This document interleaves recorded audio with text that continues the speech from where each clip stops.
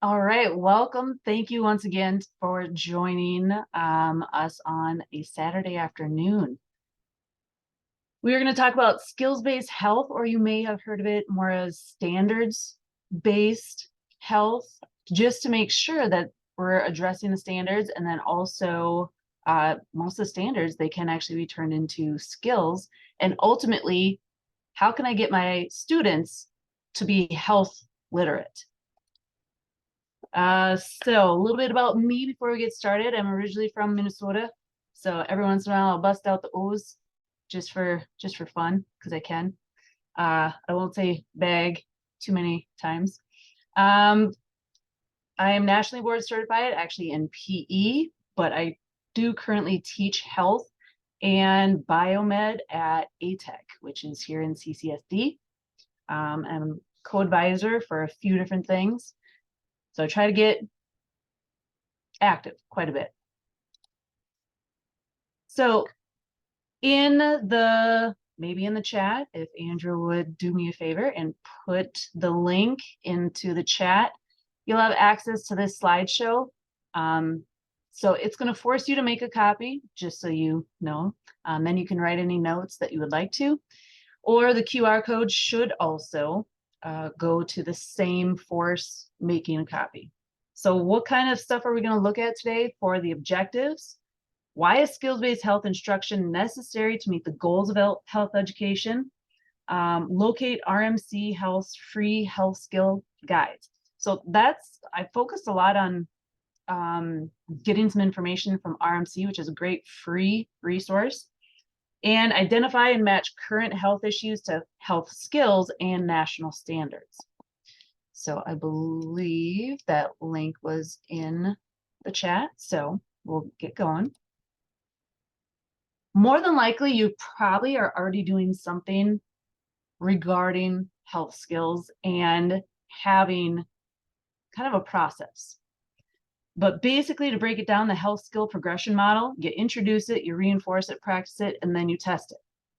So part of this is also going to be you talking about it and you modeling it. So when you're doing this, you don't want to get too heavy on the lecture side. I know there's some days that I'm heavy on the lecture side. I'm like, man, I'm tired because I'm talking too much. I'm not having the kids do as much. So teaching the health skills, you introduce it. What is the relevance and relationship to the other skills? I don't know about you, but I don't have all the time in the world. I have a 1-semester course. I have to get through all of the health standards. So I can relate it to everything.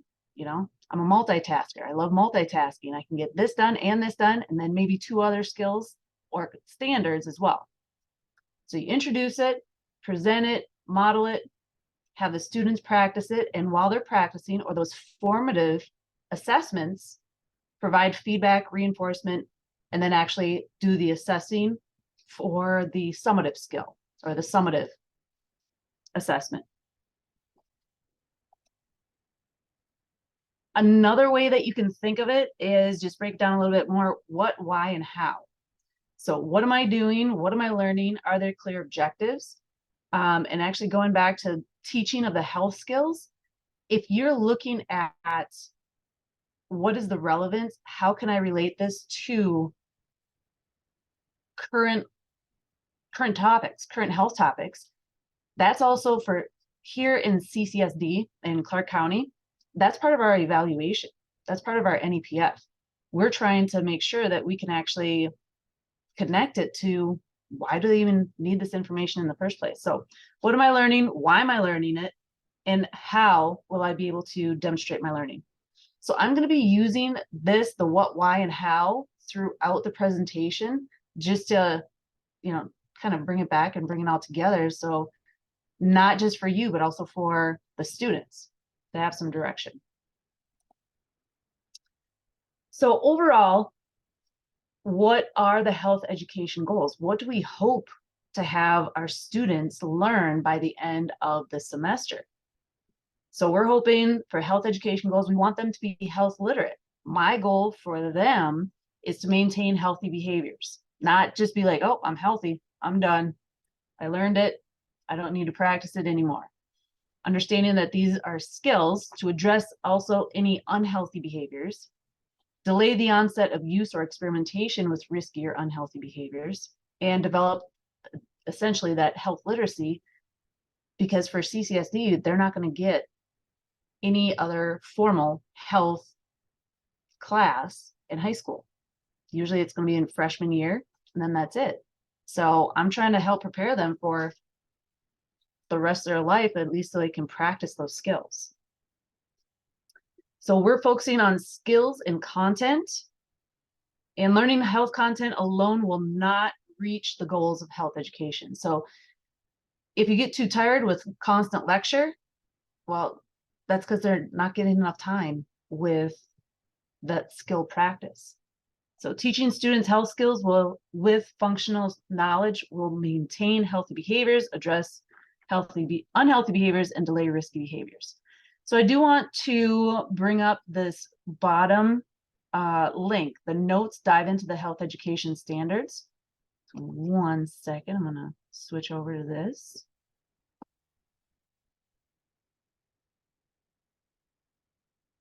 To make sure, can you see the notes, or are you still on the slideshow?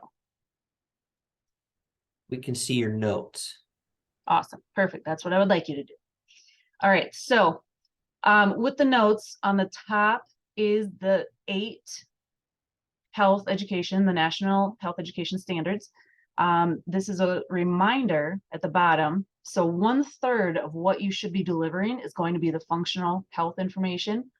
2/3 should be skills. So 2/3, they should be basically practicing. So what's the ratio? So if you are primarily, again, I come back to it because, well, I know I'm doing the majority of the talking now, but in class, what does your ratio look like? Because if they're not getting that practice, we're not preparing them. On the second page for the notes, this actually focuses on RMC. So if you go to rmc.org/health skills, I know that this is a PDF, so unless you have a PDF editor or Cami or whatever extension, you can't exactly type on this. But at least to give you an idea of, you could at least get started on the RMC health skill. Let me switch.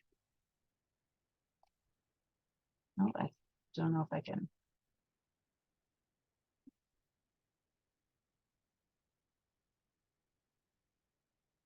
And to focus again, wait until this loads up completely. And so now you can see RMC correctly, correct? RMC, okay. Yep. Just want to make sure. All right, so to give you a little bit of guidance on RMC, when you get to this page and you scroll down, there's health skills. So this training is primarily for secondary. But the really cool thing is that they still have resources. RMC really has resources for pre-K, like any kind of level. So then you can focus. I'm not an elementary professional at all. The little kids, they scare me. So that's why I focus on the secondary. But to help out with any of the elementary teachers that you might know that still have those health standards and they're like, I don't know how to do this. What am I supposed to do? You can always lead them here to the RMC, and you can show them a little bit more. So if we choose, I'm not going to go into the core concepts, but I'm going to go into, let's say, analyzing influences. So I'll just do the first one. So when this shows up, this is just grades pre-K through 2nd grade. It's got this breakdown of resources. So I'm going to scroll down to high school. And what I wanted to focus on with this one is the steps and sub-skills poster, because again, we're talking about skills-based education, health education. So I'm going to open this PDF. And this is it's a 1-page. It's not, I don't know about you, but sometimes when I just start clicking and linking and all this other stuff, and there's document with 50 pages, I'm already checked out. Like, so this one page to kind of help with the language of health literacy, step one, step two, step three, it helps to break everything down. What am I supposed to do? So those sub skills, how am I supposed to do this? And for the Nevada state standards, analyzing influences has one standard for middle school and one standard for high school. So if you want to break it down even further, like going into kind of basically a deep dive, then you can look at those sub skills to see how you can build it up. So ultimately, they're analyzing those influences. All right, now that I showed you that, let's head back to the slideshow.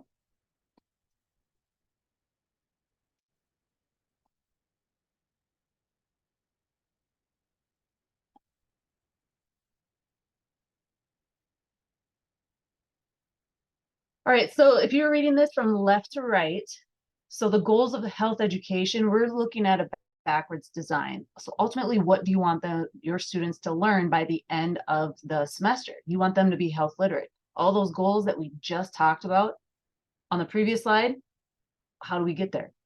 So you're talking about instruction, practice opportunities, we're looking at assessments and making sure that the standards, everything does align. Those are the 8 different standards that I am going to be addressing, and I'm going to break it down. So if I talk about all 8, obviously I can't spend a whole lot of time on each one, but I wanted to at least address all of them. If we're talking about skills, what are we supposed to do for that? All right, so this is actually the slideshow. This isn't, thought this was a fun layout, just so you know. Now that I look at it, it looks like just another tab. Okay, so this is the overview. There are the 10 different slides underneath, so you can see breaking down standards 1 through 8, and then I'll talk about assessment, and then I'll talk about the resources that I use. They should also be active links, so if I wanted to click on standard 1, that would take me to standard 1, and so forth. All right, so going back again, talking about the what, the why, and the how that we would be talking about standard 1. All right, so standard 1 is comprehending concepts. This is where you're talking about your units. So how am I supposed to assess all of this? That's basically what I'm going to get into in standards 2 through 8. Hopefully you are going to be going through more than just intro to health and wellness, a mental and emotional health. You would be able to multitask, right? Because we don't have time. We just don't have time to do everything. So the what is, we're breaking down individually those units or those chapters or those modules, depending on if you use Canvas or Google Classroom, whatever you might use. So why are we talking about this? Talking about what we're learning about, background knowledge. If there's anything else that you are interested in. So again, this is directing towards students and actually being able to apply your knowledge to a health skill. So how are we going to assess that kids know this? I just want to break down a few things. So if you go by multiple choice versus a short answer or a short response or an essay versus performance-based. So now I'm on the how part. So if we're looking at multiple choice, kids are simply just recognizing different things. That's their task. You recognize what's the answer. What does it show? Well, what they actually don't know.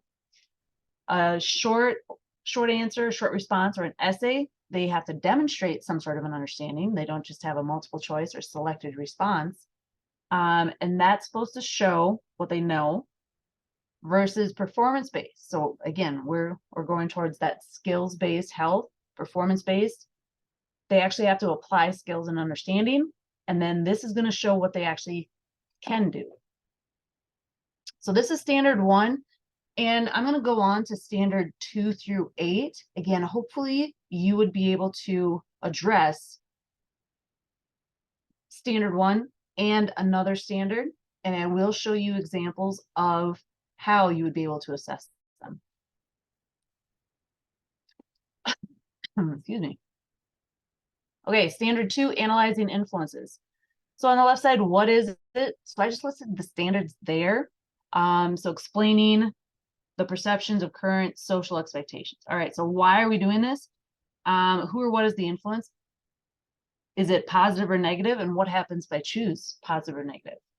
So how are you going to analyze your influences? I will open one or two of these just because a few of these I actually really like using. So the value cards I will open, but I haven't used them yet.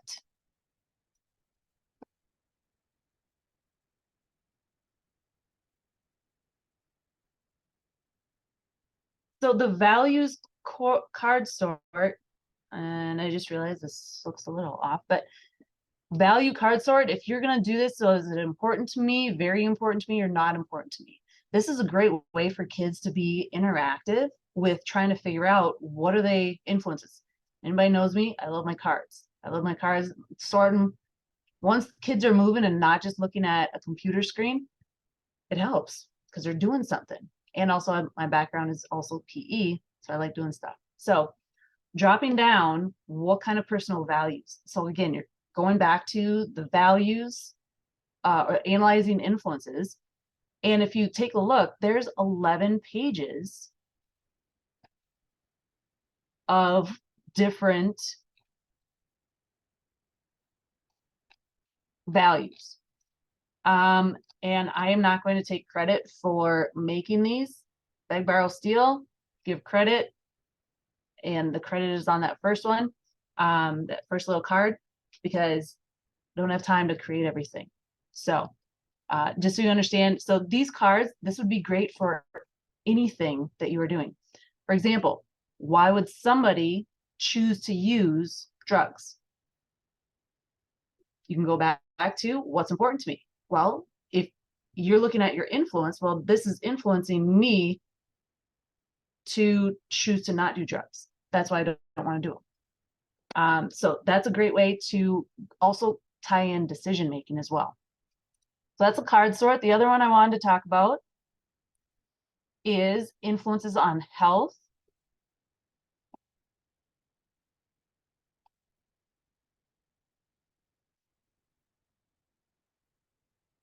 Once again, this is not mine, not my creation. However, I love using it. Jessica Matheson, she was the Shape America Health Teacher of the Year 2 years ago.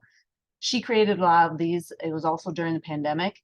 But it breaks down. Okay, here's 10. We're talking about 10 different influences on your health. I was like, I don't know. I thought there was like values. That's it. But once kids have that breakdown of all of these 10, then they're like, oh, I didn't know. This is another interactive.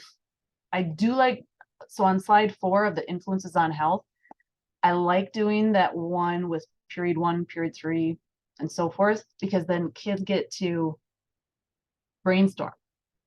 Otherwise, if they look at their 10 influences, they're like, I don't know what that means. Because this slide can get very overwhelming, where they have to figure out two influences. Is it positive or negative, and then why? Then there's reflection questions. So that's another one that I enjoy. The last one that I will show is for, at least for analyzing influences.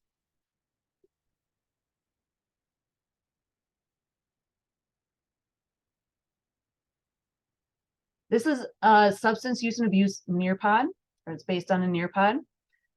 So going back to also that card sort. So if we're talking about what's one reason why someone would abuse drugs, they get to throw it. This is again in person. Right down to right, somebody might stay away from drugs, crumple it up, they throw it. Then they have to pick up somebody else's, they read through it. Oh, yeah, I didn't even think about that. That could be those influences. Talk about risk factors and protective factors. Well, and then this also goes into the consequences of drug abuse. But the crumpling up part, again, just something active to get them to do something. So how are you going to tell if they're going to figure out the analyzing influences? That's going to be in their reflection, the reflection questions, which I just noticed they don't show up. But if you do mention it to me, I can always send you more on that Nearpod.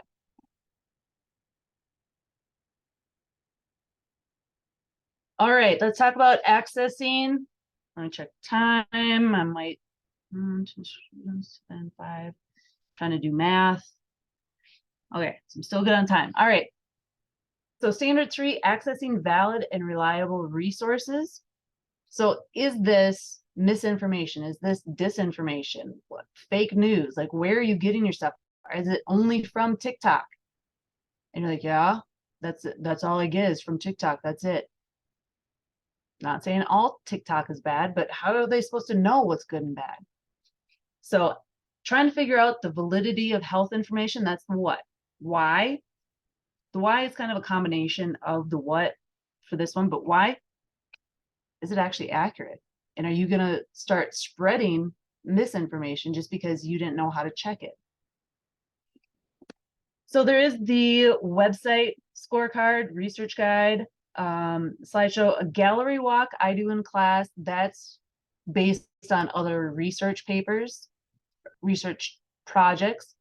There is the CRAP test. And I actually have gotten away from the CRAP test just because it takes a lot of time. And realistically, kids aren't gonna really go through it. So really what I end up telling them is open up 2 tabs.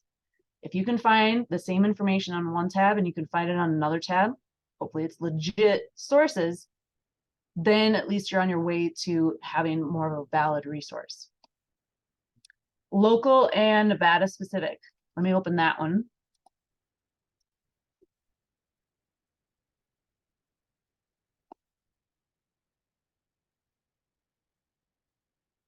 Just because I think that a lot of students, they just go to the internet, right? They go to the internet and that's it. Not understanding that there's those brick and mortar, those places here physically that you can actually walk to. And they don't always make that connection. So on this slide, this is breaking down those sub skills, what I was just talking about, resourcing or referencing RMC, that website. Here's those sub skills. Slide 3, so sources of help, accessing information. So who is somebody at your school that you would be able to actually get that information from? And then I also added some local and state resources.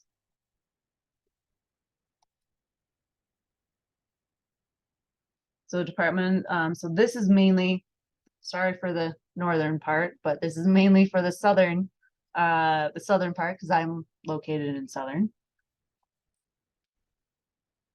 So UNLV, Southern Nevada Health District, American Red Cross.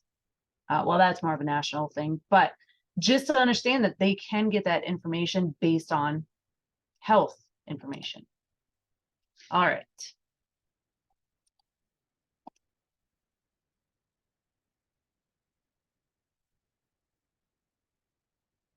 Okay, moving on to standard 4. This is interpersonal communication. So being able to, and I like to address interpersonal communication right away because a lot of kids like to talk. I say, you like to talk, but you're not saying a whole lot. Like, Miss, that's messed up. I'm like, well, you talk a lot, but what are you saying? So the 2 parts of communication, speaking and then also listening. Otherwise, there's no communication. So I usually start off first day talking about communication. How are we supposed to communicate so you can learn, and then also you can maybe teach this information to somebody else.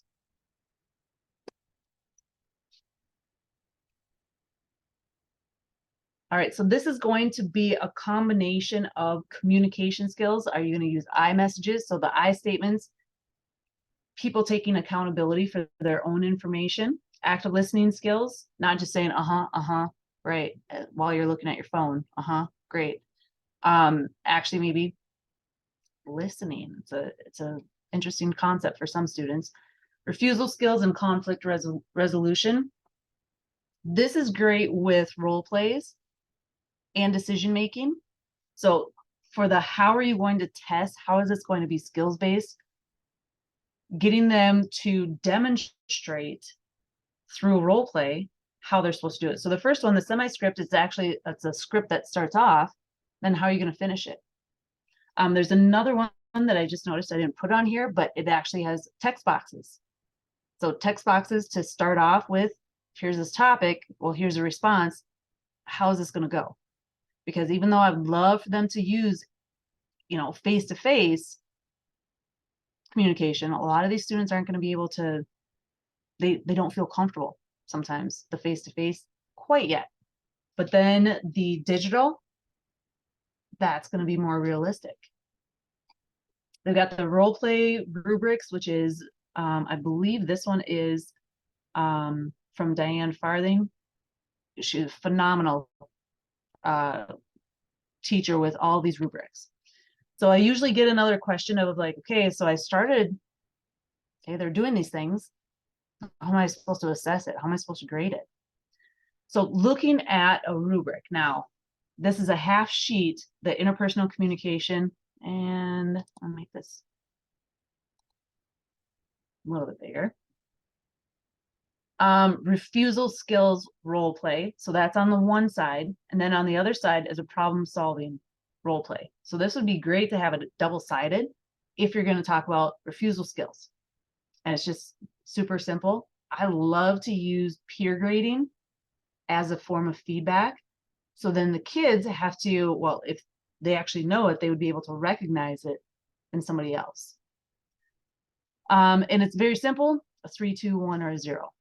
So the kids can go through it, and then sometimes I use the same format when I'm actually scoring. So then it keeps it somewhat consistent with the assessments.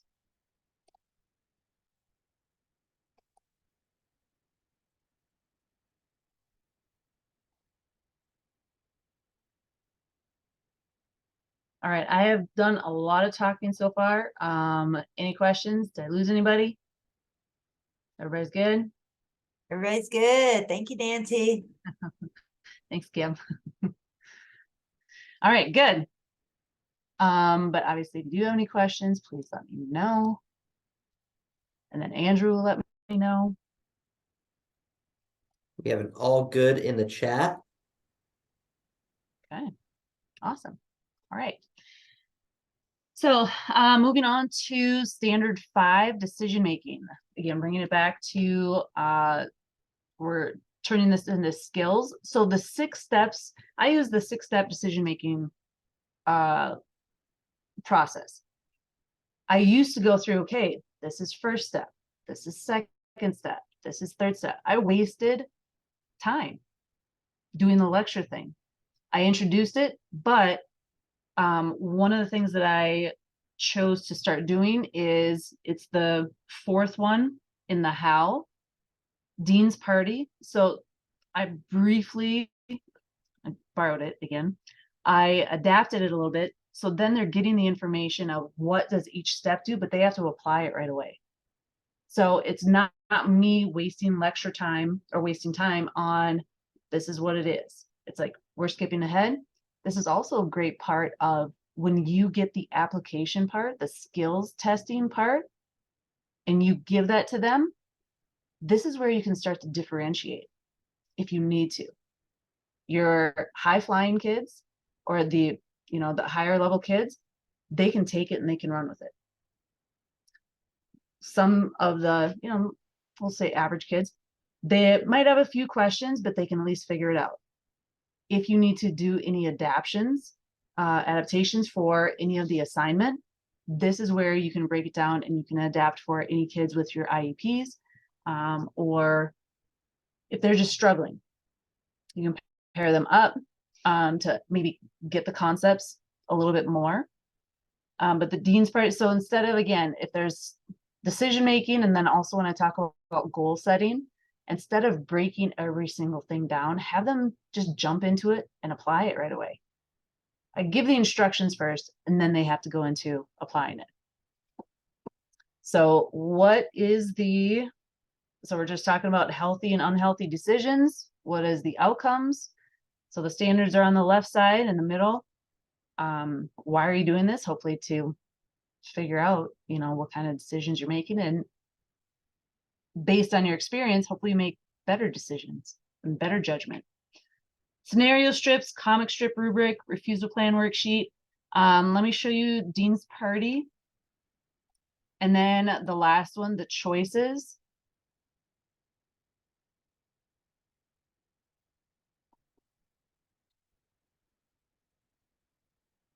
So Dean's Party, somebody else went through and recorded a situation, and then students have to go through, and there's step by step, what are they supposed to do? And so then they can go through it. And that this is digital and they don't need to just write everything down. Kids usually get a little confused on this one because this is considering your options, and there's 3. Well, when they go to the next slide, well, that looks the same as that one, looks the same as that one. Take the first option and then you put it on this one for step 4, and then the second option, and then the third option. There's different things that come up to apply it to, well, if you make a decision, well, there might be all of a sudden you hear about something else, or you change your mind, but that's okay.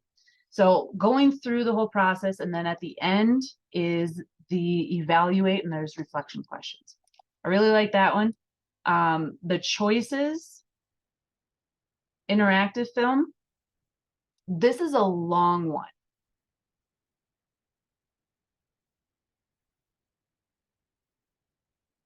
So if you have time, because this is, you're about to begin a choose your own adventure film.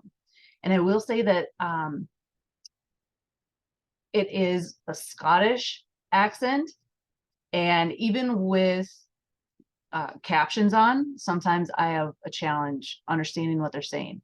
So just understand that if you choose to do this one, choose to do the choices, that the accent, some of the kids might have issues with the accent understanding what is actually being said. But it goes through different scenarios, and there's a set of videos that you can look at. So does he take the pill? Does he not take the pill? And then you would choose that video, and you can go through this slideshow based on all that information.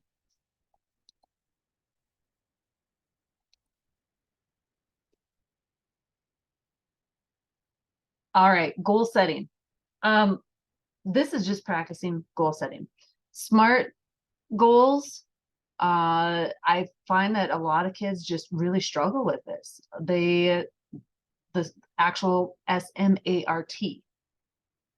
A lot of kids have struggled with this and they don't quite understand it. So I usually try to start them with short-term goals.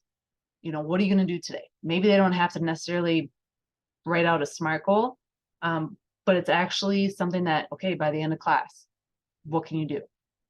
That's a short-term goal. And then we start adding things on. It would be helpful. I did hear of another teacher that she's like, yeah, goal setting it's tough. So instead of really addressing this, she did like a 30-day challenge in class and checked kids' progress. But you always have to come back and check progress, especially if you move on to other content. So ultimately, just practice goal setting, the sheet for fitness testing. Like I said, just going back to my PE roots. Having the kids understand what do they want to do in short and long term, and then adding that up. I end up doing goal setting more at the end with my advocacy project that, now that I think about it, I don't know if I linked it, but I can always link that. So at the end, it's a combination of how are you going to get involved with a community partner. So what do you feel is a health problem here in Vegas? That's what my kids have to do for their final exam project. So it's kind of like a, I don't want to say it's exactly project based because I don't give them enough time to really do a whole lot about it. But goal setting If you wanted to be involved, you think that litter is a big problem here in Vegas. What are you going to do about it? And what's an organization that is here that already does stuff with maybe picking up garbage? Okay, now realistically, what can you do as a freshman at ATEC? No, and the reason why I say realistically is because some kids are like, oh, Lake Mead, drying up, it's low. So I'm going to build a pipe from the ocean to Lake Mead. It's a great idea. Are you realistically going to do that now as a freshman at ATEC? Probably not. It's a great idea, but probably not going to do that. So what are they going to do to, so I have them try to get towards, what's realistic. I'm not saying big ideas are bad. I'm saying, how do you get to those big ideas?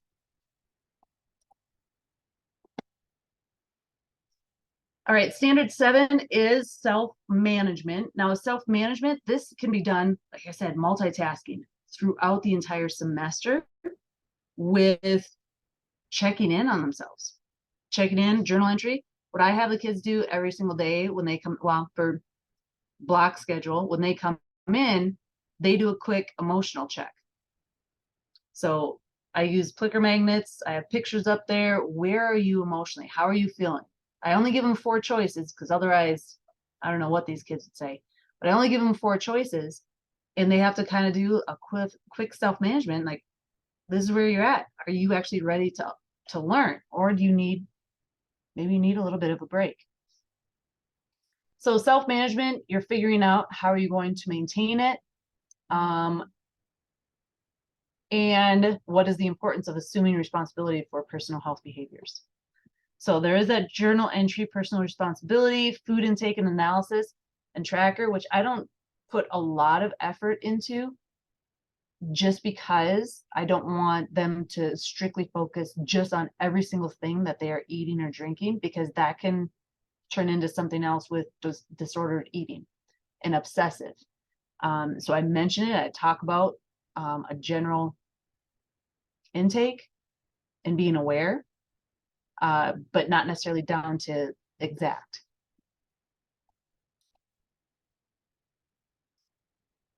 All right, advocacy for self and for others. So this is more of, so not just for yourself, but how can you encourage other people to be healthy? So I always stand up there and I'm like, okay, I am being an advocate because I want you to be healthy. So I'm being an advocate for health in general, but this is also that you might want your family to be healthy.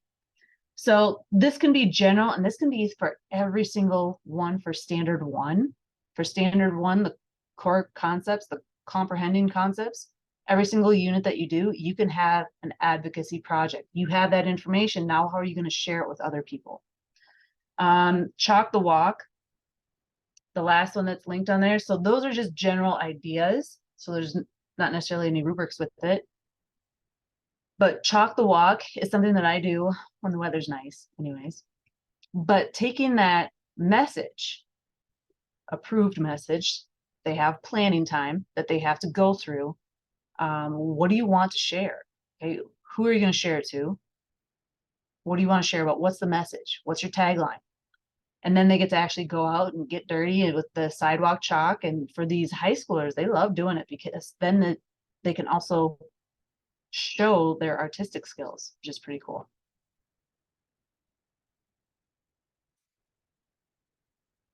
All right, now I talked a lot about just kind of a general overview of all of the standards and making sure that we can get them into skills-based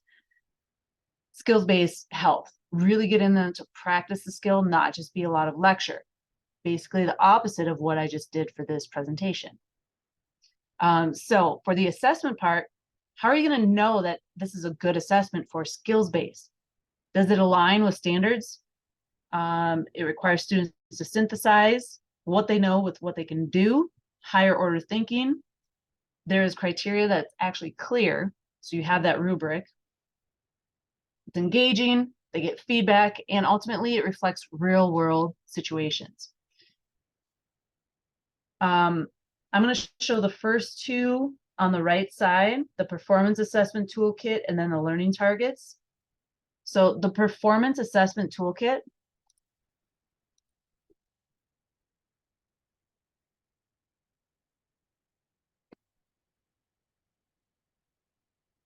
again, I didn't create it. So, but it's really great to remind you of what am I doing? Like, how can I even start and making sure that this is quality? It shouldn't just be like, hey, they put their name on it. You pass that skill. Well, for high schoolers, it's more than just putting their name on the paper or on their digital paper. So step one, student task. What are they going to do? Using that Bloom's taxonomy, breaking that down. Put it out there. So what are they going to do? You've been asked to be an expert for something or be a health inspector. Or so then you've got something to choose from. So that you really can start building any of your assessments, audience. So it can be who are you going to try to convince? Who is your client?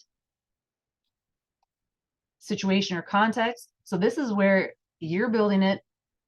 I mean, maybe you could just have your own kids build it and say, okay, create the situation. What's going on? Products or performances. So this is where, if you're looking at assessments and you're like, no, I don't really like any of those other assessments. It doesn't fit my teaching personality. I don't know how I'm going to do this. There you go. You got all of those other options on there to create something in order to demonstrate that skill. Success criteria, once again, if you're in CCSD, we needed those learning intentions, and then we also need that success criteria. I can do this. So this can also be another way for you to think of it also, the success criteria.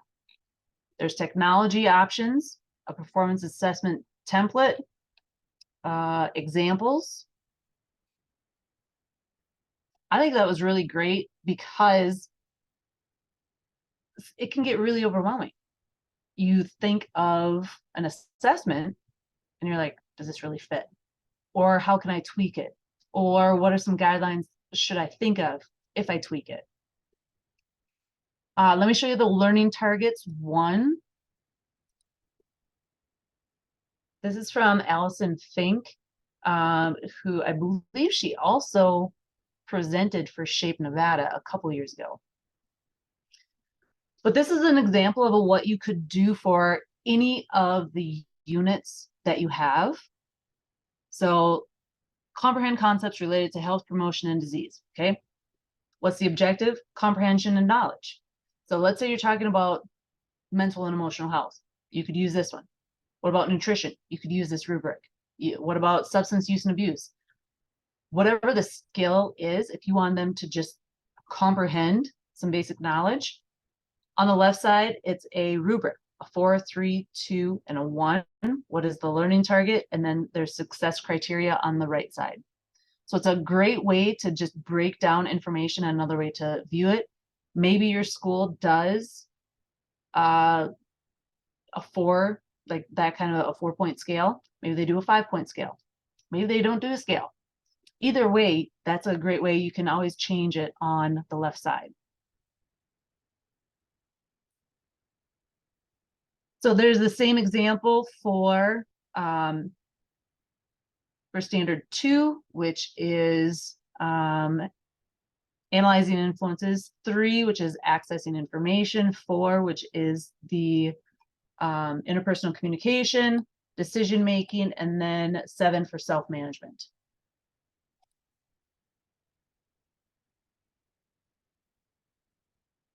All right, here's some resources that I used, and it would be great to, if you're interested in switching to skills-based.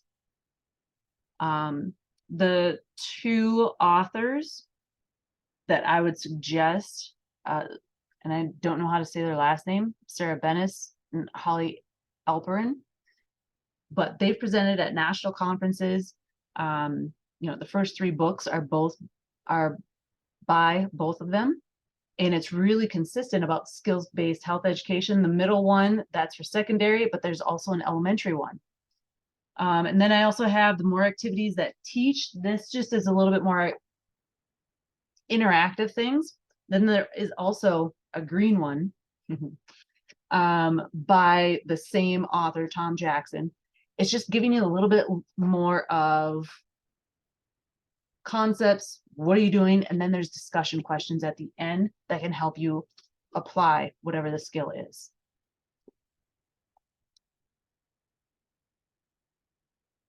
Went through that somewhat quickly. There was a lot of talking. That's all I have. So just to review, kind of wrap everything up, as far as skills-based, it does not have to be all at once. I think that was super overwhelming for me when I first started hearing about this, the skills-based, because I'm like, I have to change all my teaching. No, just adapt, slowly adapt, change one assignment. Then the next time, maybe change another assignment. So then you can start switching and changing. So then you get comfortable with it. And then you're like, oh, now I know. Because that can get really overwhelming. And you're like, I don't know how to assess this either.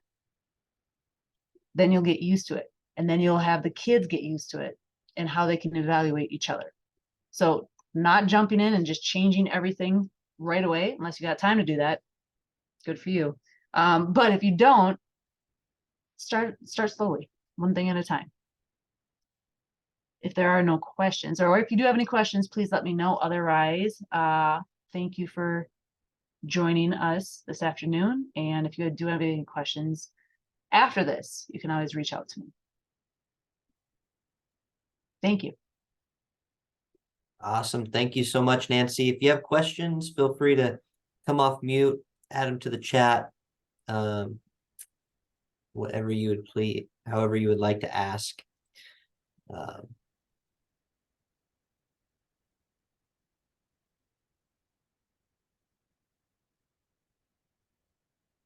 Not seeing any at the moment. So if you have some questions brewing, or if you're still unsure of what to ask, I'm going to go ahead and let you know that next session is our last session of the day.